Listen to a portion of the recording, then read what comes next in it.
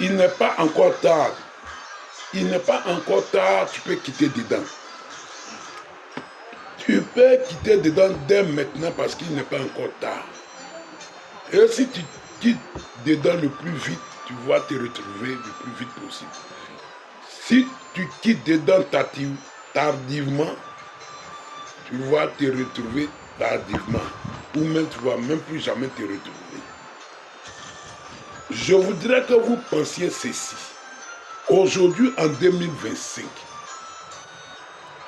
est-ce que j'ai le moyen nécessaire de faire des études supérieures? Est-ce que mes parents, mes soutiens, ont les moyens financiers de me soutenir pour poursuivre mes études supérieures? Si oui, tant mieux. Mais il faut se poser la question, je vais poursuivre des études supérieures. Quelles sont mes ambitions? Quels sont les objectifs que je veux atteindre en faisant des études supérieures? On ne va pas faire des études supérieures parce qu'on a obtenu un bac. Non, non. Une chose, c'est d'avoir le bac. Une autre chose, c'est de faire des études supérieures. Le bac est le couronnement de 3 étapes à l'école. Le cycle primaire, le premier cycle au lycée, le second cycle. Donc c'est un couronnement d'un ensemble de connaissances acquises. Et ça marque la fin d'une période où vous pouvez aller vous chercher, où vous pouvez passer des concours pour vous insérer dans le monde socio-professionnel. Vous pouvez, avec le bac, vos connaissances acquises, vaquer à d'autres choses. Ou aller faire des formations dans des centres de métiers. Mais ce n'est pas parce que tu as eu le bac que tu dois te sentir obligé d'aller faire une grande école privée ou bien des études à l'université. Aujourd'hui, les études à l'université nécessitent des moyens. Et quand tes parents n'ont pas les moyens, ce n'est pas la peine parce que tu vas aggraver ta situation.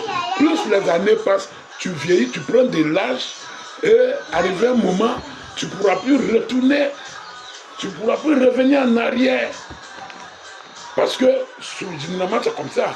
Tu trouves ça comme foutaise. Et c'est comme ça que les gens restent au chômage. Donc, pendant qu'il est temps, il faut quitter dedans. Regarder, s'asseoir pour dire qu'est-ce qui est important pour le pays aujourd'hui. C'est quel domaine qui est très important dans le pays. Un domaine dans lequel les privés recrutent, la fonction publique recrute, ou bien même toi-même tu peux t'installer à ton propre compte. Ce sont ces questions-là que vous devez vous poser pour pouvoir avancer aujourd'hui. Avant, nous on pensait que faire de longues études supérieures, quand tu vas travailler, tu deviens riche, tu vas avoir beaucoup d'argent, mais c'est faux. Les études supérieures, de longues études supérieures n'ont rien à voir avec la richesse. Parce qu'il y en a qui ont fait des études supérieures. Vous voyez, nos frères, nos amis, là, ils sont toujours dans la rue ici, en train de marcher, ils ont des doctorats. Et puis ils sont à la maison. Il y a d'autres qui ont des doctorats, ça fait 4 ans, 5 ans, il n'y a pas de travail. Donc si longue études, pour dire que longue études, là, ce n'est pas synonyme de richesse, ça ne donne pas beaucoup, ça ne donne pas l'argent. Parce que si ça donnait l'argent, il n'y a même pas à voir de chômeurs, on allait recruter tout le monde. Le domaine du marché, c'est une autre réalité. Le marché du travail, c'est une autre réalité. Tu peux devenir riche avec ton petit diplôme. Comme celui qui a eu un doctorat, un master, peut ne pas être riche, ne pas avoir l'argent. Il suffit de savoir la réalité du monde aujourd'hui. C'est dans quel domaine le monde s'oriente. Depuis les années 2020, depuis les années 2000, il y a eu un boom technologique. Ça a créé de nouveaux emplois. Mais bien avant, il y a eu l'informatique. Ça a créé des filières ici, des nouveaux emplois, on a recruté. Ensuite, le boom technologique, ça a créé beaucoup d'emplois aujourd'hui qui continuent avec les smartphones qu'on a, les Android, tout ça. Aujourd'hui, encore, depuis 2020, il est question de plus en plus de l'IA. Et l'IA, aujourd'hui, regardez, Donald Trump en 2020, quand il était aux affaires en 2020, avant que Biden ne vienne, Donald Trump a investi 1,5 milliard de dollars dans le développement des IA. Quand Biden est venu en 2022, le gouvernement fédéral sous Joe Biden a dépensé 3 milliards 300 millions de dollars en matière d'IA. Et cette année, récemment, Trump encore, quand il a été élu après son investiture, le 22 janvier, Trump a dit le budget alloué pour le développement des IA, 500 milliards de dollars. Il faut multiplier, il faut convertir ça en francs CFA. 500 milliards de dollars. Alors, si des grands puissants, des gens qui sont devant nous, la Chine, tout cela, ils allouent de grands budgets dans ce domaine. Mais c'est parce que c'est là-bas l'avenir. C'est parce que c'est là-bas que le monde se dirige. C'est parce que dans 5 ans, 10 ans, c'est ça, ce sera le nouveau monde.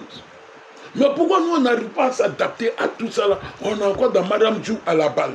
Au lieu qu'on prenne des formations, des métiers pour enseigner à nos enfants à l'école. Pourquoi on ne fait pas ça? Pourquoi dès le primaire, on n'enseigne pas des métiers, on ne fait pas des formations, de métiers à nos enfants? Pourquoi à l'université, il y a encore des langues, portugais, allemand, comment on appelle, espagnol? Pourquoi il y a encore tout ça là? C'est pourquoi?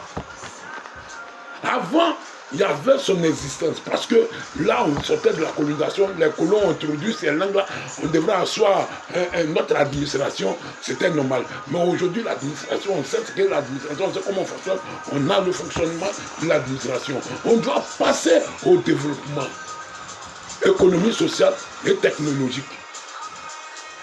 Mais aujourd'hui, qu'est-ce qu'on fait face à tout ça?